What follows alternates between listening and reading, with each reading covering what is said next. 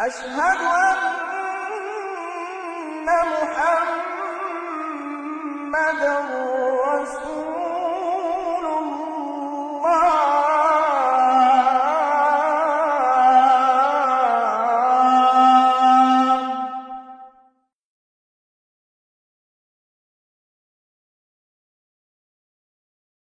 بسم اللہ الرحمن الرحیم.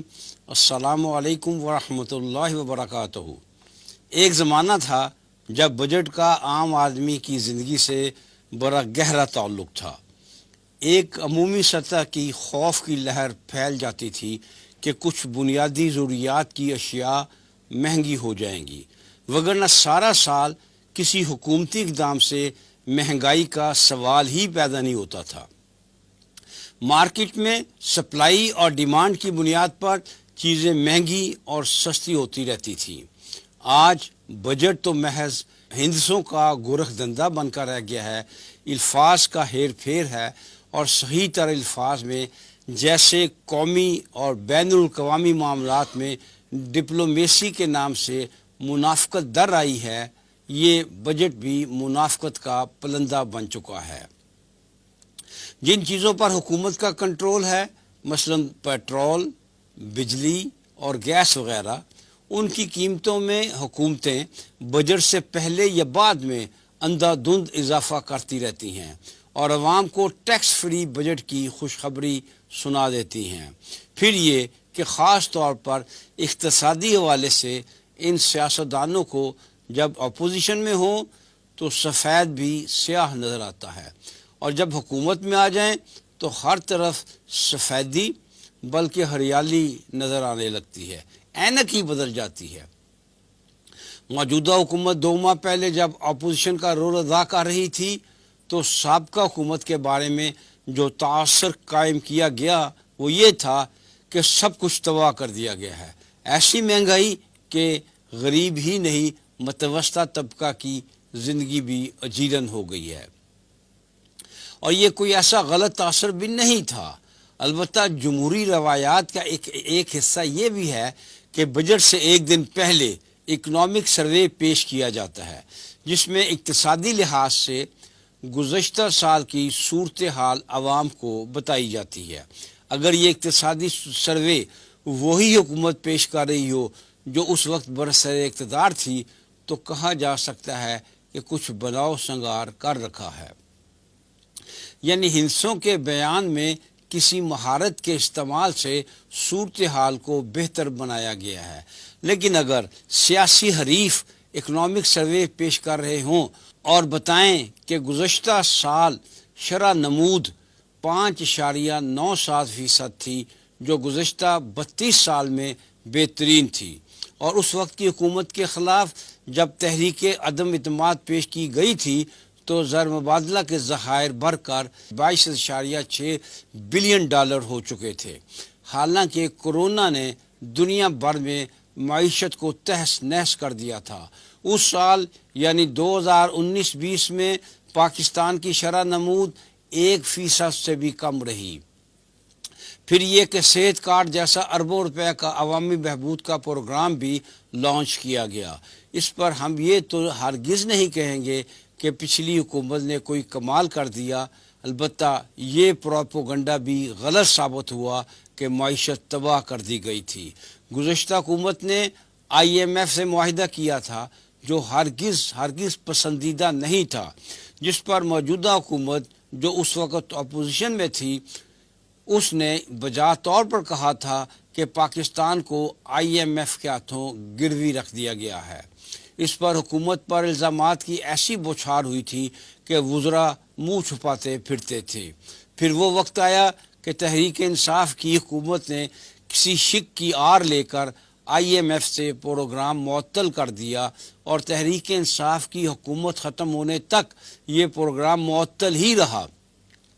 کچھ حکومتی اہلکار اس معطلی کی یہ وجہ بھی بتاتے تھے کہ اس پروگرام کے مطابق حکومت پاکستان پابند تھی کہ ہر ماہ 4 روپے فی لیٹر پٹرول کی قیمت میں اضافہ کرے اور 2022 کے آخر تک پٹرول کی قیمت میں کل 30 روپے فی لیٹر کا اضافہ کر دیا جائے.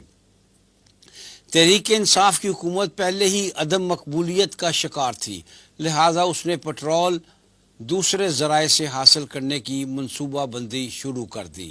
عمران خان کا دورہ روس اسی حوالے سے تھا، لیکن بدقسمتی سے جو ہی عمران خان ماسکو پہنچے، روس نے یوکرائن پر حملہ کر دیا اور ایک ایسی جنگ شروع ہو گئی جو اب تک جاری ہے اور اقتصادی لحاظ سے ساری دنیا کو متاثر کر رہی ہے۔ ایسی ہنگامی صورتحال میں بھی روس کے صدر پیوٹن نے نہ صرف وزیر اعظم عمران خان سے ملاقات کی بلکہ طے شدہ وقت کو 1 گھنٹے سے بڑھا کر 3 گھنٹے کر دیا۔ یقیناً اتنے مختصر وقت میں کوئی معاہدہ طے پا جانا تو ممکن نہ تھا، البتہ دونوں حکومتی ذرائع کے مطابق تیل کی خرید و فروخت پر کھل کر بات ہوئی اور دونوں سربراہوں میں کافی حد تک اتفاق رائے پایا جاتا تھا۔ پاکستان میں روسی سفیر نے دونوں حکومتوں کے درمیان تیل کی خرید و فروخت پر بات ہونے کی تصدیق کر دی، لیکن موجودہ حکومت بڑے زوردار انداز میں اس دعویٰ کی تردید کر رہی ہے کہ روس سے تیل کی خریداری کی کوئی بات عمران حکومت نے کی تھی۔ ہم کہتے ہیں کہ موجودہ حکومت سچ کہتی ہے اور عمران خان جھوٹ بول رہے ہیں کہ روس سے تیل کی خرید و فروخت کی کوئی بات ہوئی، لیکن جب روسی حکومت ساتھ یہ بھی کہہ رہی ہے کہ ہم موجودہ حکومت کو بھی تیل فروخت کرنے کو تیار ہیں، تو موجودہ حکومت ساری بحث کو دفن کر کے قومی مفاد میں روس سے تیل کیوں نہیں خرید لیتی؟ موجودہ حکومت نے 2 ماہ میں عملی طور پر 20 دنوں کے دوران پٹرولیم مصنوعات کی قیمتوں میں پہلے 60 روپے فی لیٹر اضافہ کیا، پھر وزیر اعظم شہباز شریف صاحب کی جانب سے سمری مسترد ہونے کے بعد پٹرول کی قیمت میں 24 روپے فی لیٹر اور ڈیزل کی قیمت میں 59 روپے فی لیٹر مزید اضافہ کر دیا۔ محض 15 دنوں میں پٹرول 84 جبکہ ڈیزل 115 روپے فی لیٹر بڑھا دیا گیا۔ آج پٹرول 234 روپے جبکہ ڈیزل 265 روپے فی لیٹر کی خطرناک حد تک پہنچا دیا گیا ہے، جس سے عوام کی چیخیں نکل رہی ہیں۔ ستم بالائے ستم، وزیر خزانہ مزید اضافے کے ارادے کا واشگاف اعلان کر رہے ہیں۔ سستے روسی تیل و گیس کو خریدنے سے گریز کرنا اور دوسری طرف پٹرولیم مصنوعات، بجلی و گیس کی قیمتوں میں گزشتہ 2 ماہ کے دوران بے لگام اضافہ کرنے کی حکومتی پالیسی نے عوام کے اذہان میں حکومتی ساکھ کو بری طرح متاثر کیا ہے۔ ایک طرف تو عوام کے لیے مہنگائی ناقابل برداشت ہو گئی ہے اور اب سخت عوامی رد عمل کا خدشہ ہے، تو دوسری طرف حکومت نے روس سے تیل نہ خرید کر اپنے اوپر سے امپورٹڈ حکومت کے ٹھپے کو ختم کرنے کا سنہری موقع گنوا دیا ہے۔ حکومتی فیصلوں اور پالیسیوں سے عوام کے اذہان و قلوب میں صحیح طور پر یہ بات راسخ ہو جائے گی کہ عمران خان کی حکومت امریکہ نے اپنی حکم عدولی پر اندرونی لوگوں سے مل کر گرائی تھی، اور اب موجودہ حکومت محض امریکہ کو خوش کرنے کے لیے روس سے سستا تیل خریدنے سے گریز کر رہی ہے۔